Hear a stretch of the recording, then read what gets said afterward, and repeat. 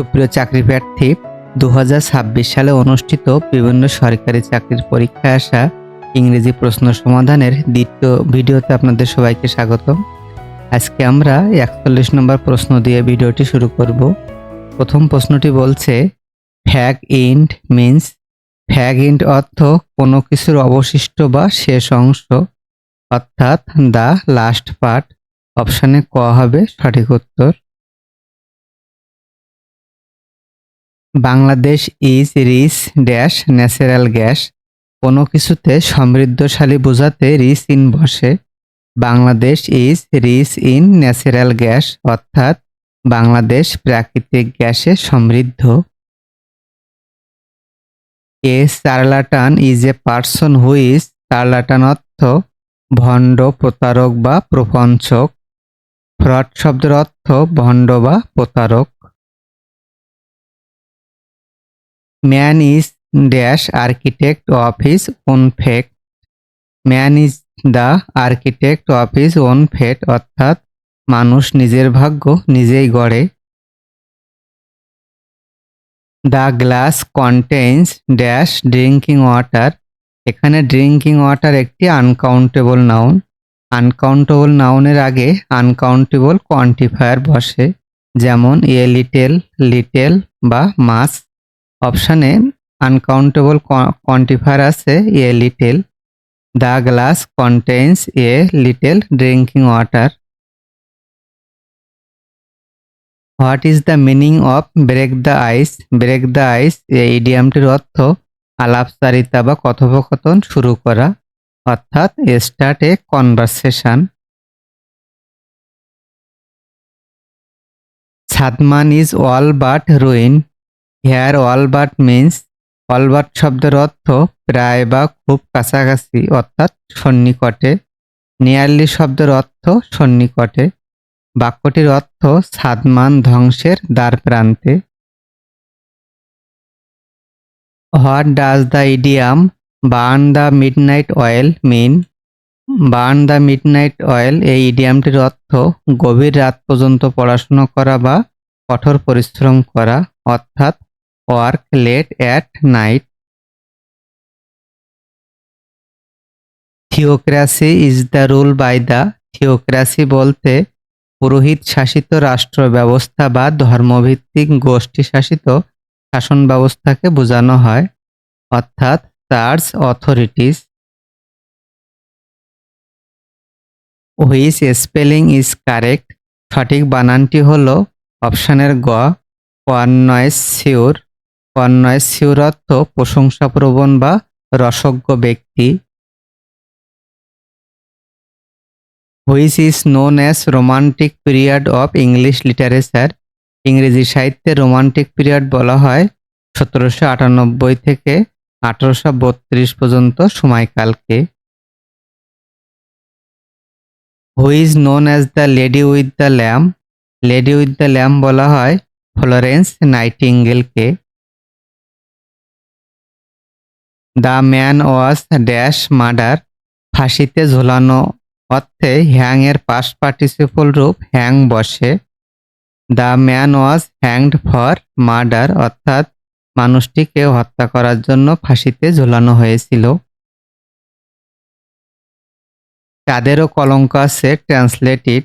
চাঁদেরও কলঙ্ক আছে এটির ইংরেজি ট্রান্সলেশন হবে there were less to every wine. My birthday is dash February. মাসের নামের পূর্বে সাধারণত প্রিপোজিশন ইন বসে। My birthday is in February. Vegetable are good dash health. কোনো কিছু উপকারিতা বোঝাতে গুডের পরে ফর বসে। Vegetable are good for health.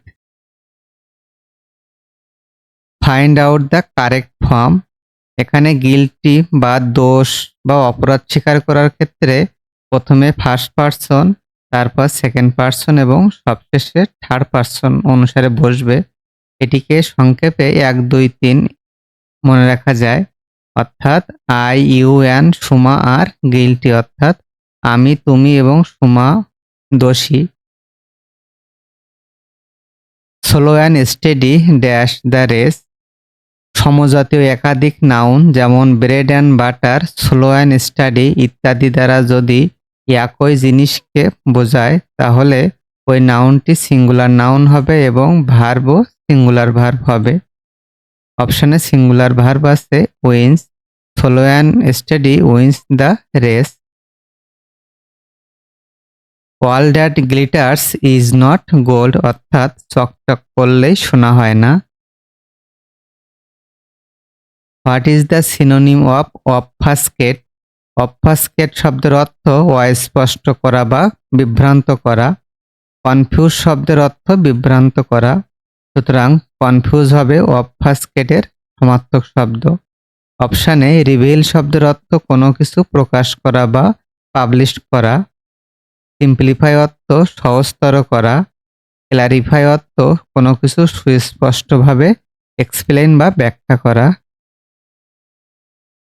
Choose the correct plural form of crisis. ক্রাইসিসের প্লুরাল ফর্ম হলো crises, CRISES। The disgruntled man grumbled dash is fate. কোনো বিষয়ের উপর অসন্তোষ প্রকাশ করা বা বিড়বিড় করে অভিযোগ করা বোঝাতে গ্রাম্বলের পরে প্রিপজিশন অ্যাট বসে। The disgruntled man গ্রাম্বলড at his ফেট, অর্থাৎ বাক্যটির অর্থ লোকটি তার ভাগ্যের উপর অসন্তুষ্ট হয়ে বিড়বিড় করে অভিযোগ করছিল। Choose the correct singular form of criteria. Criteria এর সিঙ্গুলার ফর্ম হলো criterion, CRITERION। The antonym of polite. Polite অর্থ নম্র বা ভদ্র। পোলাইটের বিপরীত শব্দ রুড। রুড অর্থ কঠোর, নির্মম বা নিষ্ঠুর। What is plural form of ovum? ওভামের প্লুরাল নাউন হলো ওভা। অপশানে গ সঠিক উত্তর। Haji Mohsin was dash to the poor. Haji Mohsin was kind to the poor, অর্থাৎ হাজি মহসিন গরিবদের প্রতি দয়ালু ছিলেন। Which of the following is not a synonym of spurious? Spurious অর্থ মিথ্যা, ভেজাল বা ত্রুটিপূর্ণ। অপশানে ফলস, কাউন্টারফেট এবং ফোর্স এই তিনটি শব্দ স্পুরিয়াসের সমার্থক শব্দ, কিন্তু স্পুন অর্থ পদদলিত করা, এটি স্পুরিয়াসের সমার্থক শব্দ নয়, সুতরাং স্পুন হবে সঠিক উত্তর। Choose the correct spelled word. সঠিক বানানটি হলো tsunami, TSUNAMI। Nobody ever goes to see her. What kind of pronoun is nobody in the sentence? আমরা জানি anybody, somebody, anything, something, nothing, nobody এই প্রোনাউনগুলো ইনডিফিনাইট বা অনির্দিষ্ট প্রোনাউন হিসাবে ব্যবহৃত হয়, সুতরাং nobody হবে indefinite pronoun. We need as dash people as possible। এখানে পিপল হলো কাউন্টেবল নাউন। কাউন্টেবল নাউনের আগে যথারীতি কাউন্টেবল কোয়ান্টিফায়ার বসবে, যেমন মেনি, ফিউ, এ ফিউ ইত্যাদি। অপশানে কাউন্টেবল কোয়ান্টিফায়ার আছে many. We need as many people as possible, অর্থাৎ আমাদের যতটা সম্ভব বেশি লোক প্রয়োজন। Why did you end up in forestry? আমরা জানি একটি নির্দিষ্ট সেন্টেন্সে পাশাপাশি দুটি ভার্ব থাকতে পারে না, অর্থাৎ একটি সেন্টেন্সে একটাই মেন ভার্ব থাকবে। এখানে মেন ভার্ব হলো এন্ড আপ। এন্ড আপ অর্থ শেষ পর্যন্ত কোনো অবস্থায় পড়ানো, সুতরাং এন্ড আপ মেন ভার্বের পরবর্তী ওয়ার্ডটি অবশ্যই নাউন বা জেরান্ড হবে, অর্থাৎ main verb plus gerund. Gerund বলতে ভার্বের সাথে আইএনজি যোগ। অপশানে ভার্বের সাথে আইএনজি যুক্ত শব্দ আছে মেজরিং, মেজর প্লাস আইএনজি, সুতরাং সঠিক সেন্টেন্সটি হবে why did you end up majoring in forestry. অর্থাৎ বাক্যটির অর্থ তুমি শেষ পর্যন্ত কেন ফরেস্ট্রি সাবজেক্ট পড়তে গেলে। Sweet are the use of adversity, this sentence is example of, এটি প্যারাডক্সের একটি উদাহরণ। Which is dash of the two, এখানে যেহেতু টু বা দুই আছে সেক্ষেত্রে তুলনা বোঝাচ্ছে। সাধারণত কম্পারেটিভ ডিগ্রি এর পূর্বে দি বসে না, কিন্তু যখন দুটি ব্যক্তি বা বস্তুর মধ্যে একটি দোষগুণ সম্বন্ধে বলা হয় তখন কম্পারেটিভ ডিগ্রি এর পূর্বে দি বসবে এবং পরে অফ বসবে। Which is the cheaper of the two, অর্থাৎ এই দুইটির ভিতরে কোনটি সব থেকে সস্তা বা সুলভ। The headmaster is the dash person in the village, আমরা জানি দি এর পরে অ্যাডজেক্টিভের সুপারলেটিভ ফর্ম বসে। The headmaster is the wisest person in the village, অর্থাৎ প্রধান শিক্ষক গ্রামের ভিতরে সবথেকে বিদ্বান ব্যক্তি। হি said nothing dash a long time, duration of time বোঝাতে অর্থাৎ দীর্ঘ সময় ধরে কোনো কাজ চলমান থাকা বোঝাতে ফর বসে। He said nothing for a long time, অর্থাৎ সে দীর্ঘ সময় ধরে কোনো কথাই বলেনি। How charming the sight is an example of exclamatory sentence, এটি বিস্ময়সূচক বাক্যের উদাহরণ, যেহেতু বাক্যের শেষে বিস্ময়সূচক সাইন আছে।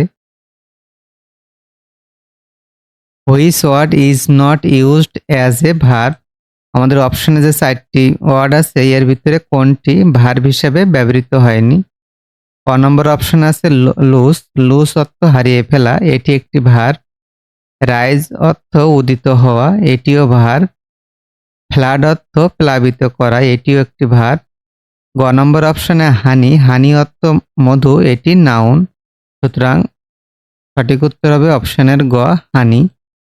এখানে ফ্লাড নাউন এবং ভার্ব উভয় হিসেবে ব্যবহৃত হয়। ফ্লাড যখন নাউন হিসেবে ব্যবহৃত হয় তখন তার অর্থ দাঁড়ায় বন্যা, এবং ফ্লাড ভার্ব হিসেবে ব্যবহৃত হলে তার অর্থ হবে প্লাবিত করা। Hardly dash finished his work when the phone rang, hardly dot dot when যুক্ত বাক্যের গঠন প্রণালী হবে হার্ডলি যুক্ত অংশে হার্ডলি এর পরে হ্যাড আসবে, দেন সাবজেক্ট আসবে, তারপরে ভি3 অর্থাৎ ভার্বের পাস্ট পার্টিসিপল ফর্ম প্লাস বাকি অংশ, এবং হোয়েন যুক্ত অংশে প্রথমে সাবজেক্ট আসবে এবং ভি2 অর্থাৎ ভার্বের পাস্ট ফর্ম, রিং এর পাস্ট ফর্ম র্যাং। তাহলে আমাদের সঠিক উত্তর হবে অপশনের গ, hardly had he finished his work when the phone rang. কোন বানানটি শুদ্ধ? সঠিক বানানটি হলো বুড়ো, BUREAU। বুড়ো অর্থ অফিস বা দপ্তর বা কার্যালয়। আজকের ভিডিওর সর্বশেষ প্রশ্ন অর্থাৎ 80 নম্বর প্রশ্নটি বলছে, are you sure that you dash the killer, বিপরীত পূর্বে বা আগে অতীতে সংঘটিত কোনো কাজ সম্পর্কে জিজ্ঞাসা করা হলে সেটি পাস্ট পারফেক্ট টেন্স হয়। পাস্ট পারফেক্ট টেন্সের গঠন, প্রথমে সাবজেক্ট থাকবে, এখানে সাবজেক্ট আছে ইউ, তারপরে হ্যাড আসবে হ্যাড, এবং সবশেষে ভি3 অর্থাৎ ভার্বের পাস্ট পার্টিসিপল ফর্ম। এখানে 6 এর past participle form seen. Are you sure that you had seen the killer before, অর্থাৎ বাক্যের অর্থ তুমি কি নিশ্চিত যে তুমি পূর্বে খুনিকে দেখেছো।